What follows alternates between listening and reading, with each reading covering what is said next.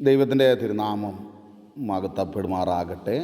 ആയുസ്സിനെ ദീർഘിപ്പിച്ചു തരുന്ന നമ്മുടെ കർത്താവായിരിക്കുന്ന യേശുക്രിസ്തുവിൻ്റെ നിസ്തുല നാമത്തിൽ ഏവർക്കും പ്രഭാതവന്ദനം. ദൈവം എല്ലാവരെയും അനുഗ്രഹിക്കട്ടെ.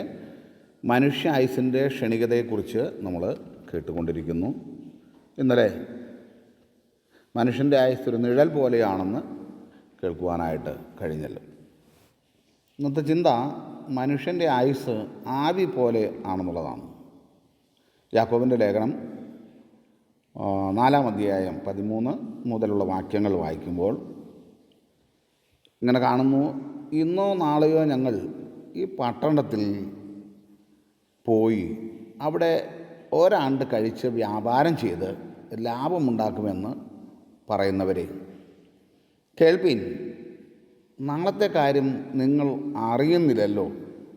നിങ്ങളുടെ ജീവൻ എങ്ങനെയുള്ളത് അല്പനേരത്തേക്ക് കാണുന്നതും പിന്നെ മറഞ്ഞു പോകുന്നതുമായ ആവിയല്ലോ. കർത്താവിന് ഇഷ്ടമുണ്ടെങ്കിൽ ഞങ്ങൾ ജീവിച്ചിരുന്ന് ഇന്നത് ചെയ്യും എന്നല്ലോ പറയേണ്ടത്. നിങ്ങളോ വൻപ് പറഞ്ഞ് പ്രശംസിക്കുന്നു. അല്പനേരത്തേക്ക് കാണുന്നതും പിന്നെ മാഞ്ഞ് പോകുന്നതുമായ ആവി പോലെയാണ് നമ്മുടെ ജീവിതമെന്ന് തിരുവചനം നമ്മെ ഓർമ്മപ്പെടുത്തുന്നു.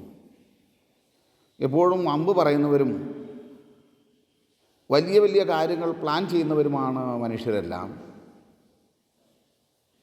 ഇവിടെ പറഞ്ഞിരിക്കുന്നത്, ഞാൻ വലിയ പട്ടണത്തിൽ പോയിട്ട് ഒരാണ്ട് കഴിച്ച് വ്യാപാരം ചെയ്ത് വലിയ ലാഭമുണ്ടാക്കി ഒരു വലിയ ഉന്നതനായിത്തീരുമെന്ന് ഒരു മനുഷ്യൻ പറയുകയാണ്.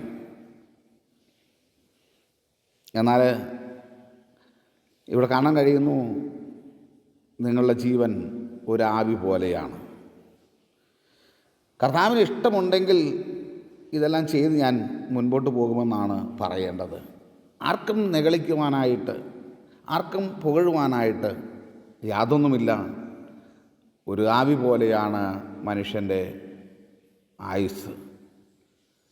അതെത്ര ക്ഷണികമാണെന്ന് ഓർത്തുകൊണ്ട് ദൈവത്തിന് നന്ദിയുള്ളവരായിട്ട് ദൈവം തരുന്ന ദിവസങ്ങളിൽ ദൈവത്തിന് വേണ്ടി എന്തെങ്കിലും പ്രയോജനപ്പെട്ടുകൊണ്ട് ഞാൻ ജീവിച്ചോളാമെന്നുള്ള തീരുമാനത്തിൽ നമുക്കായിരിക്കാം. ദൈവം ഏവരെയും അനുഗ്രഹിക്കുമാറാകട്ടെ.